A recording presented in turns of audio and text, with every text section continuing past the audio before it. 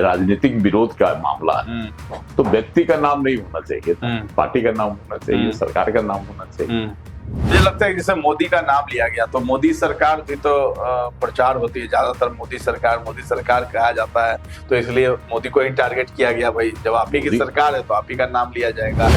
कहीं न कहीं तो इनका बयान जो है इनको सवालों के घेरे में लाता है। वामपंथियों का आज से नहीं, शुरू से वो दोहरा रवैया अपनाने में माहिर आदमी है। जो ये जो वामपंथी है ना, ये बरगलाने में बहुत विश्वास रखते हैं। और मैं नहीं बोल रहा हूँ, उन्होंने ही कोट किया था कि आज अगर मेरा जीवन वो इसके अधिकांश साल जो बर्बाद हुए ना इस वामपंथियों के कारण। जब बाटला हाउस में आतंकवादियों का एनकाउंटर हुआ था तो वहां जो है सो कांग्रेस की सर्वे सर्वा जो है सो उनके आंख से आंसू निकल, सोनिया ऐसा बयान था उनके नेताओं का कि जब सोनिया मैडम वहां पहुंची तो उनके आंख से आंसू निकल गया। तो उस कांग्रेस से आप ज्यादा उम्मीद नहीं कर सकते हैं। जाहिर कर रहे हैं तो गुस्सा जाहिर करने में क्या हम बंदूक उठाए जाके गोली मारते हैं? अरे भाई ये लोकतांत्रिक देश है ना, लोकतंत्र से चलता है। की गई जेएनजी को उकसाने की कई बार एक बड़े नेता का ट्वीट आया था, पोस्ट आया था, आपने देखा।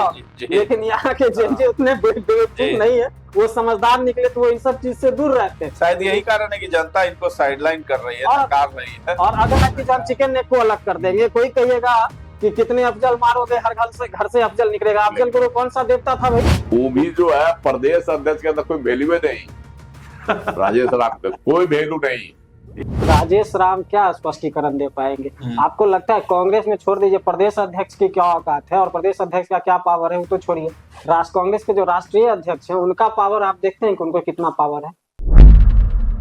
नमस्कार, आप देख रहे हैं न्यूज हाट। मैं हूं आपके साथ रितेश शर्मा।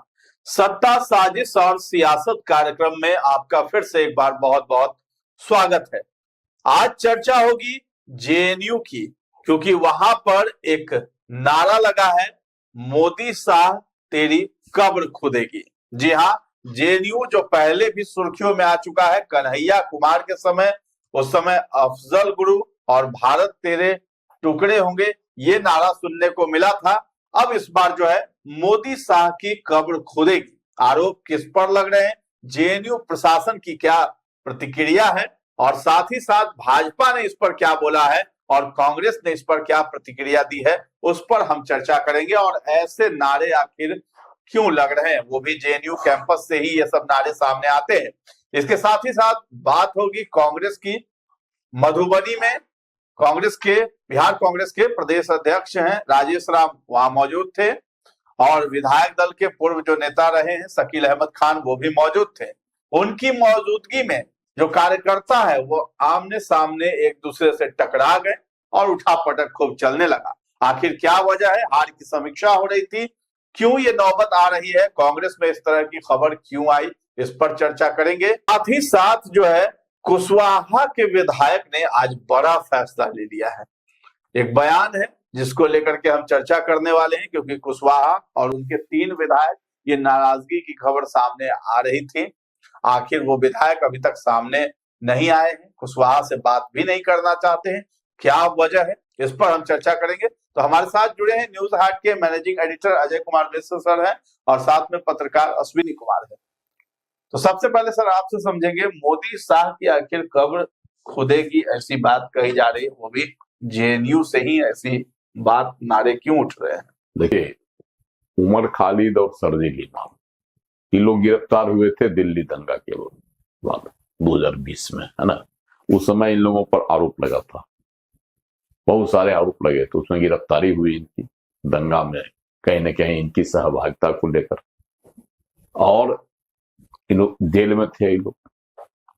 इनको जो है जमानत के लिए लोगों ने अर्जी दे रखी थी, जिस पर कल 5 जनवरी को सुनवाई हुई, है ना। उसमें इनकी जमानत सुप्रीम कोर्ट ने रद्द कर दी, नहीं दी जमानत। उसके बाद से जो है फिर से जेएनयू गर्म हो गया, वहां का छात्र संगठन जो है उग्र हो गया और फिर जो वहां एक नारा लगा जमानत रद्द होने के बाद कि मोदी शाह तुम्हारी कब्र खुदेगी, है ना, करके नारा वहां खूब जबरदस्त उछाला गया। इसको लेकर पूरे देश में जो है कोहराम मच गया कि भाई यह तो हुआ राष्ट्र विरोधी नारा, क्योंकि आप जो है राष्ट्र विरोधी काम में गिरफ्तार हैं और उसके बाद जो है आपको जमानत कोर्ट से नहीं मिला है, न्यायालय से। इसके खिलाफ में राजनीतिक नारेबाजी कहीं न कहीं यह दर्शाता है कि यह जो है जेएनयू कैंपस जो है वह शिक्षा का कैंपस नहीं रहकर राजनीति का अखाड़ा बन गया है। खास करके हिंसक आंदोलनों के लिए, सरकार के खिलाफ नारेबाजी के लिए, उग्र नारेबाजी, है ना। हर नारेबाजी में एक ही स्वभाव आता है। जब कन्हैया कुमार थे जेएनयू के, है ना, छात्र यूनियन के अध्यक्ष, उस समय भी एक बड़ा बवाल हुआ था, है ना। उसमें भी नारा उछला था, है ना, टुकड़े टुकड़े होंगे भारत तेरे, टुकड़े टुकड़े होंगे करके नारा उछला था। तो वहीं से जेएनयू में जब भी होता है देश विरोधी नारे ही लगते हैं। उसी सिलसिले में जो है कल वहां हुआ और मोदी और क्या कहते हैं शाह के खिलाफ कब्र खोदने की नारेबाजी हुई। यह नारेबाजी देखिए, इसके पहले भी कांग्रेस के कार्यक्रम था SIR के खिलाफ में, है ना, 14 दिसंबर को हुआ था दिल्ली के रामलीला मैदान में। रामलीला मैदान में। तो उसमें भी जो है मंच से किसी ने लगा दिया नहीं, था। मंच से नहीं था, वो राजस्थान कांग्रेस के जिला स्तर के कोई कार्यकर्ता लोग थे, तो जो लगा दी थी, लगा दी थी के दौरान जो वो नारे लगा रही थी और बोल रहे थे, वो भी लगा दी नारा इसी तरह से, मोदी तेरे कब्र खुदेंगे। तो ये कब्र खुदने का नारेबाजी जो है कांग्रेस के इसकी सभा में उठते रही है। और इस बार जो है जेएनयू से उठा, जबरदस्त उठा। हालांकि छात्र संघ की अध्यक्ष है अदिति मिश्रा, वो कहते हैं कि नहीं, इसका मकसद हम लोगों को जो है राष्ट्र विरोधी मकसद नहीं है, क्योंकि हर साल 5 जनवरी को 2020 से हम लोग मनाते हैं, तो इसलिए हम लोग जो है आज जो है उसको नारेबाजी की गई। इसमें किसी व्यक्ति को जो टारगेट करने का नहीं है, सिद्धांत की बातें हैं जिसका वो विरोध कर रहे थे। तो मोदी साहब का ही नाम आखिर क्यों लिया जा रहा है? जब ये कोर्ट की तरफ से ये फैसला आया, जमानत याचिका रद्द हुई, तो फिर देखिए अदिति मिश्रा ने जो कहा वो उसका अपना बयान, लेकिन अगर सिर्फ राजनीतिक विरोध का मामला है तो व्यक्ति का नाम नहीं होना चाहिए, पार्टी का नाम होना चाहिए, सरकार का नाम होना चाहिए। व्यक्ति का नाम ले रहे हैं, है ना, देश के प्रमुख व्यक्ति का नाम आप ले रहे हैं, तो कहीं न कहीं आपके मंशा में जो है राजनीति छिपी हुई, तो यह तो साफ जाहिर हो रहा है। तो मुझे लगता है जैसे मोदी का नाम लिया गया तो मोदी सरकार भी तो प्रचार होती है, ज्यादातर मोदी सरकार कहा जाता है, तो इसलिए मोदी को ही टारगेट किया गया। भाई जब आप ही की सरकार है तो आप ही का नाम लिया जाएगा। मोदी सरकार भाजपा की कहाँ बोलते हैं, मोदी शाह तेरी कब्र खुदेगी, इसमें सरकार मोदी सरकार की कब्र खुदेगी अगर कहा जाता तब न होता। ये तो व्यक्ति को टारगेट किया गया, क्योंकि ये जब से आए हैं मोदी जी 14 में बने, उसके बाद से ही जेएनयू में मामला उलझते रहा। कन्हैया कुमार भी थे, बहुत दिनों तक जेल में रहे वो भी, है ना। तो उसके बाद से जो है जेएनयू में एक अलगाववाद की भाषा का प्रयोग किया जाने लगा। इससे लोगों को संदेह है कि कहीं न कहीं वह जो है वहां अलगाववादी तत्व। अच्छा, मैं नेताओं के कुछ बयान भी आपको बता दूं। कांग्रेस नेता है उदित राज, उन्होंने कहा है कि ये गुस्सा जाहिर करने का एक तरीका है। जेएनयू में 2020 दिल्ली दंगों की बड़ी साजिश मामले में सुप्रीम कोर्ट के फैसले के खिलाफ ये गुस्सा है। उमर खालिद और शर्जील इमाम के साथ ऐसा इसलिए किया जा रहा है क्योंकि वे मुसलमान हैं, उनके साथ नाइंसाफी हुई है। सुप्रीम कोर्ट का फैसला बहुत दुर्भाग्यपूर्ण है। तो सुप्रीम कोर्ट के फैसले पर सवाल उठा दिया है। वही बता रहा है कि उदित राज जो है कांग्रेस के वरिष्ठ नेता और उसको जो है सांप्रदायिक रंग दे रहे हैं। मतलब कोर्ट जो है मुस्लिम देख करके पहले तो राजनीतिक मुद्दा देख लीजिए आप, उसको सांप्रदायिक रंग, हिंदू मुस्लिम किया जा रहा है। तो मुसलमान है इसलिए जो है, तो कोर्ट क्या संप्रदाय देखकर फैसला देता है? सब न्यायालय ऐसा तो ऐसा आरोप इनका ये बयान है तो इन पर भी सीधा कार्रवाई सीधी होनी चाहिए। नहीं सीधा ही उदित जो है राज पे? आरोप लगा रहे हैं सर्वोच्च न्यायालय पर। तो इन पे भी कार्रवाई होनी चाहिए। हाँ, कहीं न अगर कहीं सुप्रीम कोर्ट कहीं के न फैसले पर सवाल उठा रहे तो। कहीं न कहीं तो इनका बयान जो है इनको सवालों के घेरे में लाता है। अब सुप्रीम कोर्ट को जो है एक्शन लेने का अधिकार बनता है। इसी तरह का जो है अटपटा बयान और लोग दिए हैं। गिरिराज सिंह भी बयान दे रहे हैं कि टुकड़े टुकड़े गैंग का ऑफिस बन गया है जेएनयू। तो उन्होंने सही बोला। कह रहे हैं कि टुकड़े टुकड़े गैंग जो है उससे कहना चाहता हूं कि जो लोग उमर खालिद और शर्जील जैसे लोगों का समर्थन करते हैं, जिन्होंने पाकिस्तान समर्थक भावनाएं रखी और चिकन नेक कॉरिडोर को अलग करने की बात की है, वे देशद्रोही है। हाँ, तो सही बात है। जो नारे लगते हैं जेएनयू में हमेशा से देशद्रोही नारे लगते हैं। कहीं से भी सरकार के खिलाफ नारेबाजी जो होती है कि स्टूडेंट का नारेबाजी होती है, उसकी अपनी समस्याएं होती है, अपनी समस्याओं को लेकर कर सकता है। देश में जो व्याप्त है विसंगतियां या समस्याएं, उसके खिलाफ वो आवाज उठा सकती है। लेकिन जब देशद्रोही बातें आप कीजिएगा, जैसे हुआ था टुकड़े टुकड़े वाला जो गैंग था, सही बोले ना गिरिराज सिंह, तो ये जो है गैंग वो, इसलिए गिरिराज सिंह तो आगे भी बोले थे कि भाई मोदी और शाह का कब्र खुदने वाले का खुद कब खुद गया। तो ये हालांकि राजद के मनोज झा है ना, राज्यसभा सदस्य, उन्होंने कहा था कि देखिए यह जो है बयान, चाहे इस तरह के नारेबाजी निंदनीय है, हम इसका समर्थन नहीं करते हैं, लेकिन उन्होंने भी कोर्ट के फैसले पर आपत्ति नहीं जताई, लेकिन उसके तरीके पर कहीं न कहीं सवाल जरूर भी खड़ा किए थे।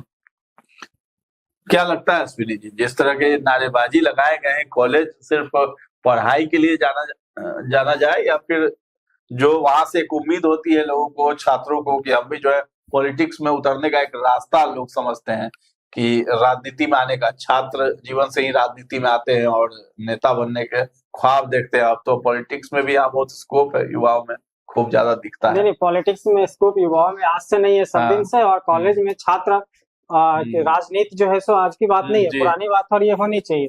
लेकिन छात्र राजनीति के नाम पे अगर आप देश का विरोध करने लगे, देश विरोधी काम करने लगे, देश विरोधी नारा लगाने लगे, जो सुप्रीम कोर्ट आप एक तरफ बोलते हैं, हमको तो सबसे आश्चर्य लगता है। इसी का नतीजा जो है ना, आज देखिए कांग्रेस की जो ये हालत है कि जो वो डूबते हुए जा रही है, और चाहे वाम दल कुछ जगहों पे सांसें ले रही है, उसका सबसे बड़ा कारण है ना यही सब चीजें हैं। एक तरफ तो उनका दोहरा रवैया, और वाम दल का देखिए, वामपंथियों का आज से नहीं, शुरू से वो दोहरा रवैया अपनाने में माहिर आदमी रहे। आप जाइए, हमको ये कहने में कहीं से कोई दो राय नहीं है, आप एक तरफ जाइए तो वो आपको क्रांति की पाठ पढ़ाएंगे, इनकलाब की बात करेंगे, और खुद अपने घर में जो है तो उस चीज को मुकर जाते हैं और खुद को उससे अलग करते हैं। आप हाल में देखिए तो पीयूष मिश्रा, आपने सुना होगा, अच्छे गीतकार हैं, उन्होंने एक इंटरव्यू में कहा था कि जो ये जो वामपंथी है ना, ये बरगलाने में बहुत विश्वास रखते हैं। और मैं खुल के मैं नहीं बोल रहा हूँ, उन्होंने ही कोट किया था कि आज अगर मेरा जीवन वो इसके अधिकांश साल जो बर्बाद हुए ना इस वामपंथियों के कारण हुए, ये मैं नहीं बोल रहा हूँ, ये उनका स्टेटमेंट है। तो ये कहीं उसमें कोई गलत नहीं है, मैंने भी बड़ी करीब से देखा है ऐसे लोगों को, ठीक है। और कई सारे उदाहरण, कई सारे मुद्दे हैं जिसपे आप जाइएगा, मैं बोलने लगूंगा तो उन लोगों को लगने लगेगा, और वो जो है सो मतलब बिलबिला के बाहर आएंगे।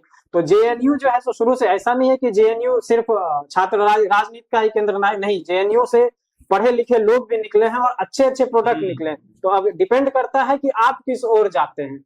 तो एक तरफ है, अब पहले क्या था कि ये सब गतिविधियां पहले भी होती थी, लेकिन क्या हुआ ना कि 2014 में जब सरकार का गठन हुआ ना, तो ये सब चीज बाहर निकलने लगी। आप देखिए कि भारत के टुकड़े होंगे, उसको आप विरोध के आधार पे, किस आधार पे आप कह सकते हैं कि जो विरोध कर रहे हैं, हम गुस्सा जाहिर कर रहे हैं, गुस्सा जाहिर करेंगे देश तोड़ के।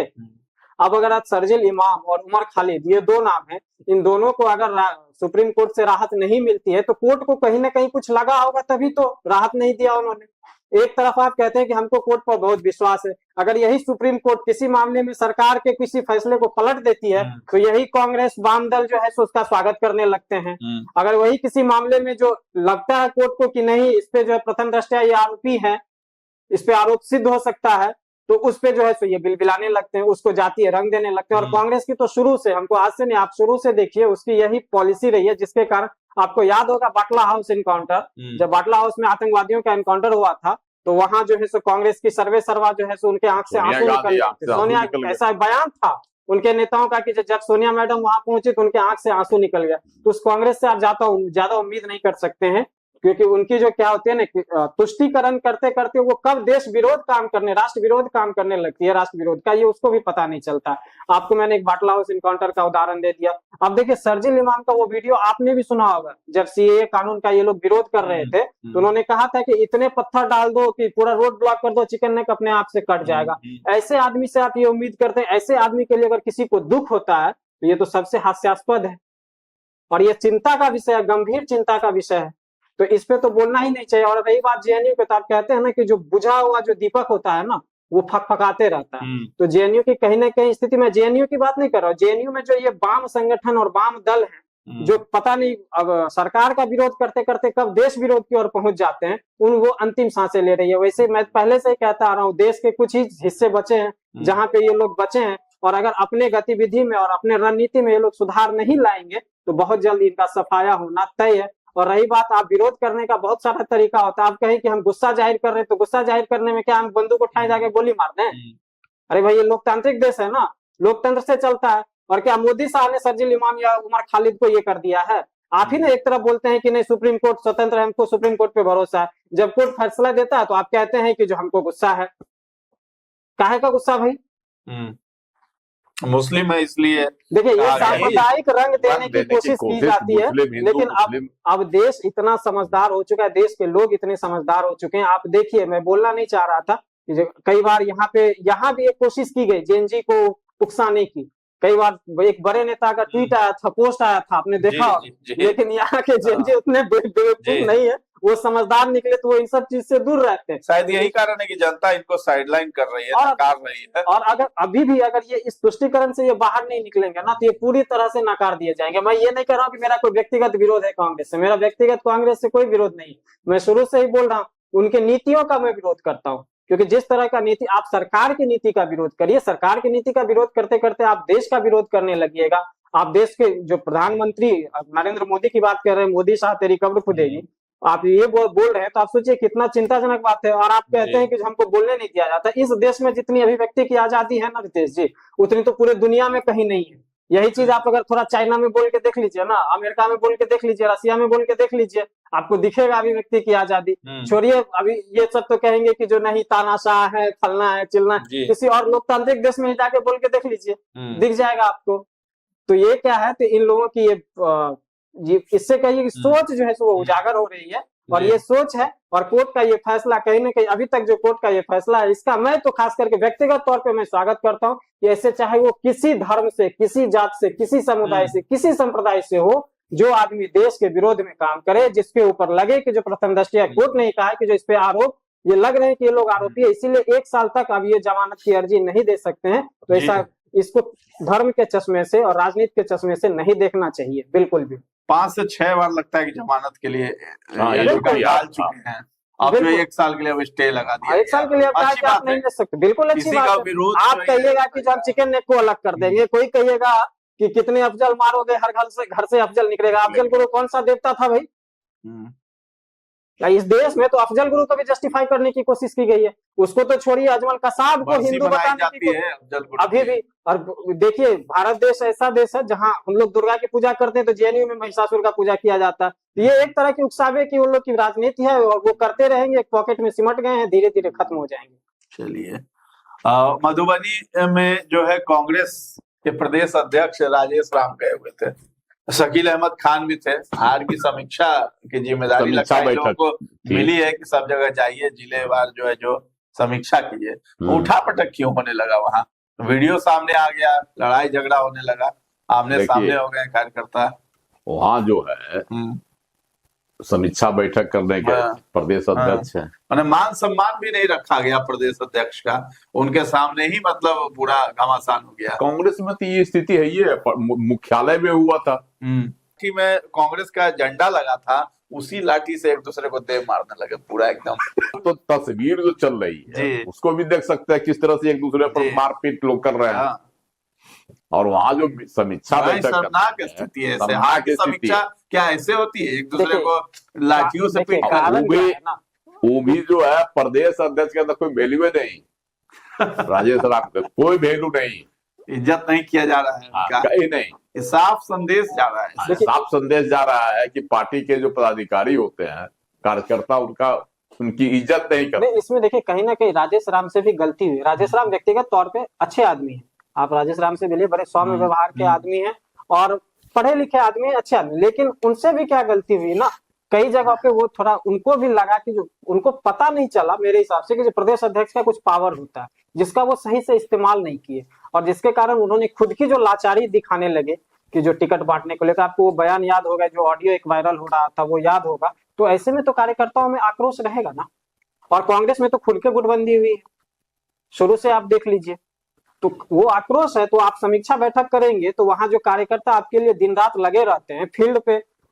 मैंने पहले भी बोला कि चुनाव जो है ना, जिताने का काम, सबसे बड़ा काम कार्यकर्ताओं के हाथ का ही होता है। लीडर का जो मेन काम होता है ना, वो दिशा देखिए, दिखाना इस बार एक आरोप जब भी किसी मीटिंग में होती है, समीक्षा बैठक में, वहां सीधा आरोप लगता है राजेश राम पर और शकील अहमद खान पर कि टिकट बेचने का विधानसभा चुनाव में। ये जो आरोप उछलता है, इसी को लेकर जो है आरोप प्रत्यारोप शुरू हो जाता है।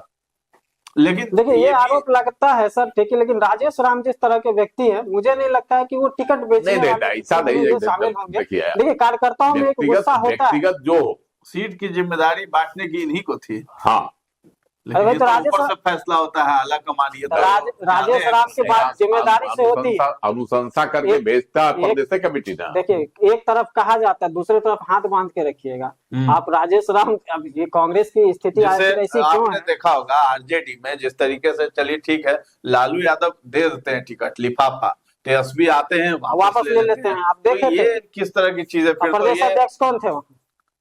प्रदेश अध्यक्ष तो मंगल लाल मंडल जी। थे ना भाई। तो बताइए, इस तरह की तस्वीर सामने आती है। देखिए- कांग्रेस में भी यही स्थिति है प्रदेश अध्यक्ष की। राजेश राम कहीं के नहीं है, कुछ नहीं है, बीच में बस एक है, देखिए, एक पद जो मधुबनी- खाली था वहां एक व्यक्ति को बिठा दिया गया। आरोप है कार्यकर्ताओं का कि मधुबनी की 2 सीटें मिली थी, है ना, जी, फूलपरास और बेच दिया। क्या कहता है बेनीपट्टी। हाँ, तो बेनीपट्टी से जो दे दिया गया था नल्ली रंजन नए आदमी को, और फूलपरास से सुबोध मंडल को टिका गया। तो ये- दोनों सीटें हार गए, हाँ, जबकि इससे कार्यकर्ताओं में नाराजगी थी, टिकट दे दिया गया, दोनों नए थे। तो इसी पर आरोप वहां के लोग लगा रहे थे, है ना, कार्यकर्ता लोग, कि भाई पैसा लेकर जो है राजेश राम और शकील अहमद खान नहीं, टिकट देखिए, दिया। शकील अहमद खान और जिस देखिए, तरह के नेता है, इसको लेकर जो है दिल्ली में भी गई यहाँ से टीम एक, यहाँ भी प्रदर्शन हुआ, हंगामा हुआ पार्टी मुख्यालय में, प्रदेश मुख्यालय में, और दिल्ली भी गया लोग राहुल गांधी से मिलने। और कमेटी जो है अभी दिल्ली में, हालांकि मुलाकात नहीं हुई राहुल गांधी से, लेकिन इस पर जो है अभी तक वो लोग शांत नहीं हुआ। तो कहीं न कहीं जो आरोप लग रहे हैं, इसके बारे में स्पष्टीकरण देना चाहिए था। सर राजेश राम क्या स्पष्टीकरण दे पाएंगे? आपको लगता है कांग्रेस में, छोड़ दीजिए प्रदेश अध्यक्ष की क्या औकात है और प्रदेश अध्यक्ष का क्या पावर है, वो तो छोड़िए, कांग्रेस के जो राष्ट्रीय अध्यक्ष हैं उनका पावर आप देखते हैं कि उनको कितना पावर है? बिना एक शब्द किसी से, बिना शीर्ष नेतृत्व से एक शब्द पूछे ना। एक बात मैं आपको बता दूं सर, जब राजेश राम यहाँ से हार के बाद गए थे अपना इस्तीफा देने मल्लिकार्जुन खड़गे को, तो हमको मत दीजिए राहुल गांधी को। तो अब देख लीजिए, जहां ये, और राहुल गांधी को पूछे कि कितना विधायक जीता है, तो उनको ये तक नहीं पता था कि जो कितना विधायक जीता है उनका। तो यहाँ कांग्रेस के कार्यकर्ता अगर राजेश राम पे अगर ये कर रहे हैं, गुस्सा जाहिर कर रहे हैं, तो हमको तो बड़ा दया आती है उस पे। आप अपने शीर्ष नेतृत्व की पॉलिसी को देखिए ना, वो सब मैं नहीं देखिए, करने भी इन्हीं को भेजा, जिस पर आरोप लग रहा है कि आपने टिकट बेचा, क्या समीक्षा करेंगे वहाँ तो विवाद नहीं होगा। बिल्कुल यही रितेश जी है, हाँ। यही सवाल है हाँ, कि जब इनके साथ हर जगह समीक्षा बैठक में, कोई भी ऐसी बैठक नहीं है समीक्षा की जहां विवाद नहीं हुआ, 2 गुटों में मारपीट नहीं हुई, एक गुट ने सीधा इस पर आरोप लगाया टिकट बेचने का, है ना, तो फिर जो है कम से कम इस्तीफा तो दे ही सकते हैं।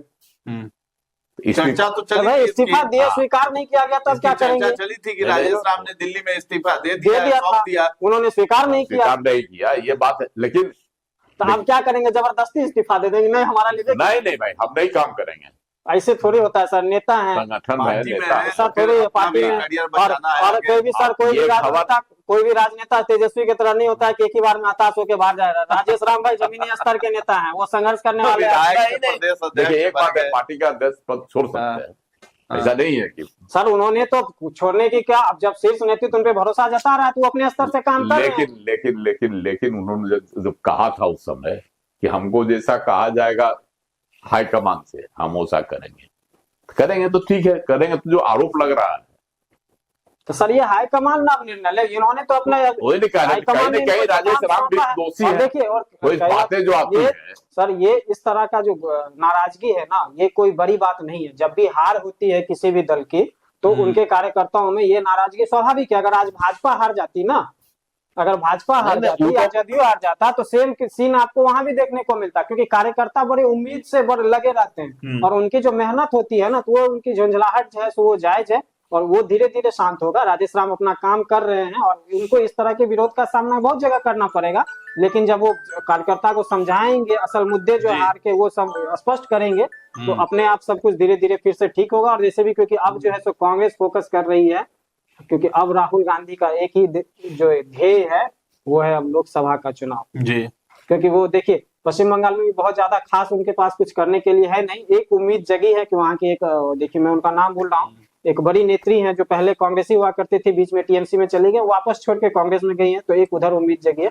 लेकिन मुझे लगता है कि कांग्रेस बंगाल में भी बहुत ज्यादा अच्छा करने की स्थिति में अभी तक नहीं है, और आगे क्या होता है वो देखिए। लेकिन अब राहुल गांधी का जो मेन ध्येय है ना, वो लोकसभा का चुनाव है, आगामी लोकसभा चुनाव। अब वो उसकी तैयारी के लिए बिहार में खास करके लगी हुई है, क्योंकि बिहार में आगे 4 साल कुछ और है नहीं, 5 साल करने के लिए। विधानसभा का चुनाव हो ही चुका है, तो अब लोकसभा की तैयारी के लिए वो जमीन स्तर से काम कर रहे हैं, और शुरुआत से वो काम कर रहे हैं। तो इस तरह का विरोध उनको देखना पड़ेगा अभी, क्योंकि हार होने के बाद ना कार्यकर्ताओं में एक उम्मीद होती है, तो जिसमें उम्मीद होती है तो उसमें थोड़ा गुस्सा भी ज्यादा होता है, तो यही गुस्सा है उनका। चलिए, उपेंद्र कुशवाहा के बागी विधायक रामेश्वर महतो, बागी कहना ठीक रहेगा, इस पर जो है सर बताएंगे। उन्होंने बड़ा बयान दे दिया है कि राजनीति छोड़ दूंगा, लेकिन उनके साथ नहीं जाऊंगा। हाँ, बड़े दिन से तीनों उठे हुए हैं। रामेश्वर महतो जो है बाजपट्टी से विधायक सीतामढ़ी के, है ना, और पार्टी ने उनको टिकट दिया था। वो एमएलसी थे, जदयू छोड़कर आए, पार्टी जदयू छोड़कर आरएलएम में, और जीत भी गए। जीतने के बाद क्या आश्वासन दिया गया, है ना, उपेंद्र कुशवाहा के द्वारा, ये तो खुलकर आया नहीं। लेकिन जो है रामेश्वर महतो बार बार कहते हैं कि हमारे साथ जो है धोखा दिया गया, और धोखा देने का अर्थ यही है कि जो है क्या कहता है, उपेंद्र कुशवाहा ने अपने बेटे दीपक प्रकाश को मंत्री बना दिया, जबकि किसी सदन का सदस्य नहीं है ना।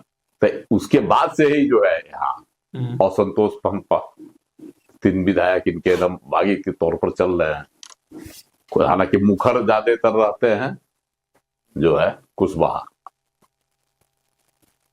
है ना, यही रहते हैं ज्यादा मुखर।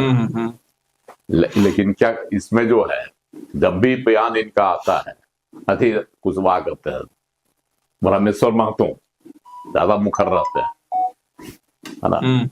तो रामेश्वर महतो के मुखर होने के पीछे एक ही कारण है कि इन लोगों को भी इच्छा थी कि हम लोगों को भी मंत्री बनाया जाता, किसी को बिना अपने जीते हुए बेटे को बना दिए, बिना चुनाव लड़े हुए बेटे को। तो हम विधायकों जो जीत कर आए हैं, 3 वो लोग जीते तो हैं, 4 लोग, एक तो उनकी पत्नी है ना, तो इसलिए उनका जो है गुस्सा है। इन लोग दबाव बना रहे हैं उपेंद्र कुशवाहा पर कि हमारे दबाव के अंदर ये लोग तो बड़ी बात कह रहे हैं ना कि अब वापस जाना ही नहीं है वैसे आदमी के पास। अपने आप को समाजवादी कहते हैं, अब पूरा परिवार को सेट कर दिए। तो बड़ा आरोप है ना, यानी परिवार को जो सेट कर रहे हैं उसी से नाराजगी है। उपेंद्र कुशवाहा से बहुत ज्यादा नाराज है। लालू यादव का भी उदाहरण दे दिया कि भाई वो भी मुख्यमंत्री रहे, बेटा चुनाव लड़ा तब जाके कुछ बना मुख्यमंत्री या मंत्री जो भी है। इनका तो ना चुनाव लड़ा ना कुछ मंत्री बन गया, ये सब भी सवाल उठा रहे हैं। यही सब तो आरोप लगा रहे हैं ये लोग, खुला आरोप लगा रहे हैं ये लोग। कहें रामेश्वर मैं तो कि मुझे पेट भरने के लिए राजनीति नहीं करनी है, जिस दिन पेट भरने की बात आएगी दुकान खोल लूंगा, राजनीति बहुत नहीं बड़ी करूंगा, बात है उन्होंने। राजनीति नहीं करूंगा। हाँ, यानी महत्वाकांक्षाएं बड़ी हैं, क्या कहना है अश्विनी जी? बिल्कुल महत्वाकांक्षाएं बड़ी है। और किस तरह से लेते हैं? ये खुल के बोल देना कि मैं तो बोल रहा हूँ कि ऑन कैमरा ये जो बयान देते इससे पहले आके बोल दे कि उन तीनों में से कौन तो फैसला अगर इतने देर से यही चल रहा है कि नाराज है तो फैसला इनको ले लेना चाहिए। सीधी नहीं, नाराजगी है मेरा एक ही सवाल रहेगा इनसे। ठीक है, आपके कहने से कि जो उपेंद्र कुशवाहा ने अपने बेटा को मंत्री बना दिया, ठीक है, आज वो अपने बेटा को मंत्री पद से इस्तीफा दिला दे, तो आप पहले जो आप 3 गुट नाराज हुए हैं ये तय करके बता दीजिए ना कि तीनों में से कौन मंत्री बनिएगा, पहले वो तो बता दीजिए स्पष्ट रूप से। तो सिर्फ बयानबाजी करने से, बयानबाजी आज तो उन्होंने स्पष्ट कहा कि हम कहाँ जाएंगे, स्पष्ट करके बताएं तो स्पष्ट क्लियर तो करें पहले। बता देंगे हम समय आने पर, है ना? समय खरमास के बाद देख रहे हैं खरमास के बाद अभी कुछ नहीं करना चाह रहे हैं। अभी कुछ नहीं करना चाह रहे, 14 के बाद ही सब कुछ करेंगे फैसला। माहौल बना रहे हैं पूरा कि मीडिया में छाए रहे 10-15 दिन, यही है ना? यही है। चलिए ठीक है, तो कुशवाहा से नाराजगी है और तीनों विधायक बहुत ही नाराज हैं। सामने तो नहीं आ रहे लेकिन कहीं कहीं इंटरव्यू दे रहे हैं, अपनी बातों को रख रहे हैं, अपनी बातों को उपेंद्र कुशवाहा तक पहुंचाते भी नजर आ रहे हैं। और कांग्रेस की उठा पटक लगता है कि ऐसी ही चलती रहेगी और राहुल गांधी जो है लोकसभा चुनाव की तरफ मुखर होना चाहते हैं, इधर उधर वो नहीं पड़ना चाहते हैं और इसी का नतीजा है कि बिहार में भी हार का सामना करना पड़ा। अब समीक्षा हो रही है, ये किस तरह की समीक्षा है? कांग्रेस का झंडा जो उठाते हैं कार्यकर्ता आपस में उसी झंडे और लाठी से एक दूसरे में मारपीट करते हुए नजर आ रहे हैं, वीडियो भी सामने आता है। इससे कांग्रेस की फजीहत ही हो रही है। साथ ही साथ मोदी और शाह की कब्र खोदने के जो नारेबाजी हुई है जेएनयू कैंपस में, वो पहले भी इस तरह के होते रहे। और एक और चीज देखिए कि विपक्ष का भी ऐसा बयान आया है सीपीआईएम की तरफ से कि हाँ ये विरोध करने का तरीका है। 100 बार ऐसे ऐसे नारे लगे हैं ऐसा भी कहा गया, लेकिन ये तरीका ठीक नहीं है। तो दोनों तरह की बातें भी करते हुए नजर आ रहे हैं कि 100 बार ऐसे ऐसे नारे लगते रहते हैं, यानी कि उसका समर्थन भी कर रहे हैं और एक तरफ उसको नकार भी रहे हैं कि ये तरीका ठीक नहीं है। तो ये अपने आप में एक स्टैंड नहीं ले रहे हैं। विपक्ष जो है वो भी दोहरी तरह की राजनीति कर रही है, इसलिए विपक्ष जो है आज जो है ये धराशायी हो चुका है।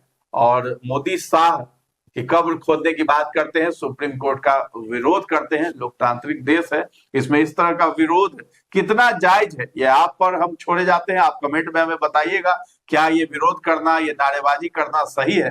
तो फिलहाल इस चर्चा को हम लोग यहीं पर विराम देते हैं। कैसा लगा ये कार्यक्रम सत्ता, साजिश और सियासत, हमें जरूर कमेंट करके बताइएगा। अभी के लिए बस इजाजत दें, धन्यवाद।